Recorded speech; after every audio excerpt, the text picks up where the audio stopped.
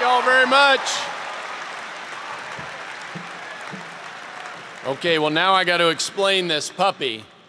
For those of you, probably 2 or 3 of you that didn't watch that debate on Thursday. All right, 4 or 5.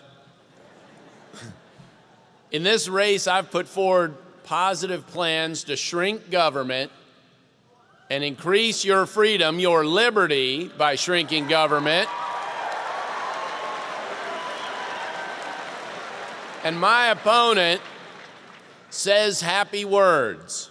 We want more jobs. We're talking about education. Yes, we're saying the words, but he has no plans. And I said, hey, I like education, I like jobs, but I like puppies too.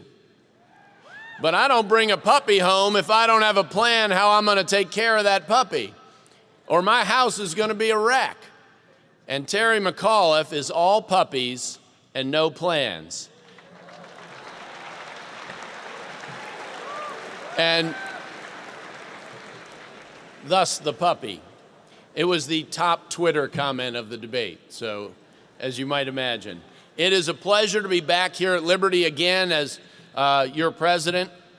Just noted, I've been here many, many times. It's always a little awkward for me because I talk about Liberty, the concept, so much. I always sort of hesitate when I'm at Liberty, and it's the name of a place and the name of a concept, a principle that I've fought so hard for so long. But it's also why you have that name, and I'm proud to be here once again. And I do want to ask you, 8 days away from November 5th, for each of you to come back here that are registered here to vote for me for governor on November 5th. And I promise you I'll keep fighting for liberty as your next governor, just as I have as your attorney general. Whether it's fighting the biggest opponent of all, our own federal government, which I've done on health care, done with the EPA, or whether it's fighting for one single person. People who've been wrongfully convicted and sat in jail, wrongfully convicted, sat in prison.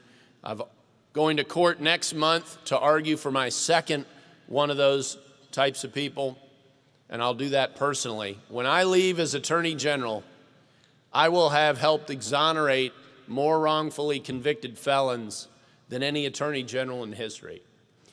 Of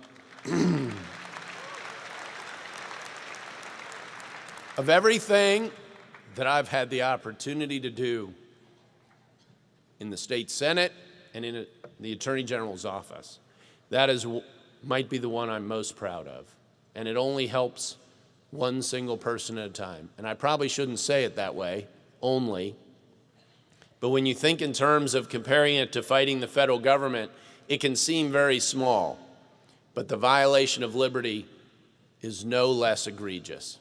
In fact, in many ways, it's worse. In many ways, it's worse. I'm honored to be here with Congressman Goodlatte. I'm honored to be here with Senator Rand Paul, national leader in liberty. One of the national leaders in defending liberty. And boy, does it need defending today. It needs it at the national level, and we need it at the state level. And he does a spectacular job of articulating the first principles of this country and relating them to the contests, the battles, the issues that we have today to wrestle with in America, that we have to wrestle with in Virginia. And I reference all the time the first principles of this country, and it begins with life. Begins with life. And I have been attacked rather vigorously for being a proudly pro-life candidate for governor.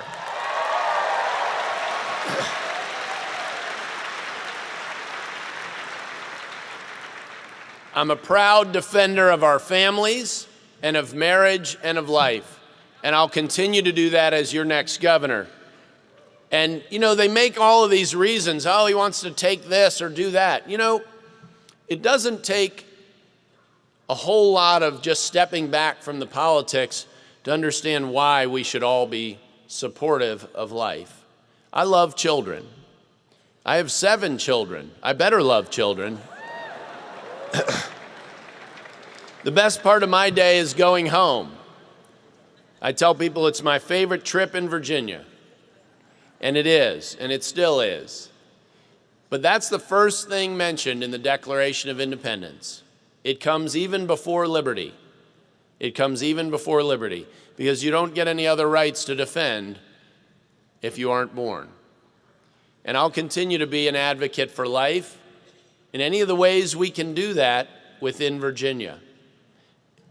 Obviously, we have a little something called the federal government and the Supreme Court that have a little say in that area, but we'll continue to fight for that as your next governor.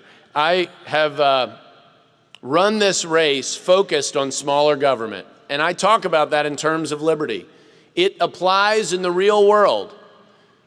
I was the first to fight in the whole country against Obamacare, the first attorney general to go to court. And that fight continues in this race. In this race, we're debating already whether Obamacare should be expanded in Virginia with the Medicaid expansion. Why would we expand failure? Why would we do that?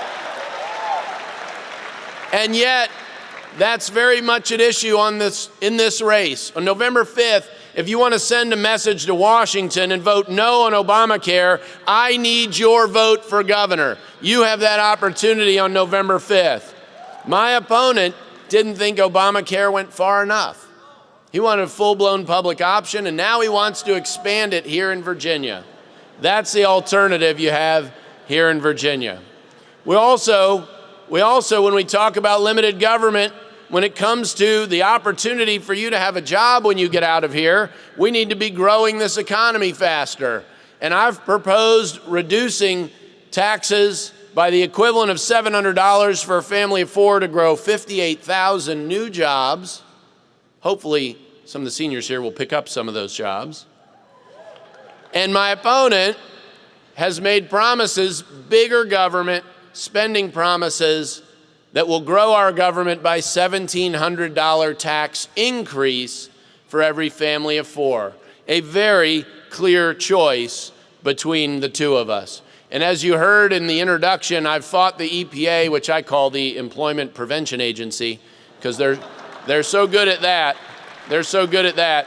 And we will continue to fight the regulatory overreach that is suffocating our economy here in Virginia. Whether it's on energy, where I have an opponent who's all in on the war on coal, as he likes to say, or someone who will defend the people of Southwest Virginia, who don't have other options. We need a governor who will defend Southwest Virginia. And if you elect me as your next governor, I will continue to fight for the first principles of this country, which are at the core of the values this university itself is built upon. Thank you all very much. God bless you. Thank you for having me.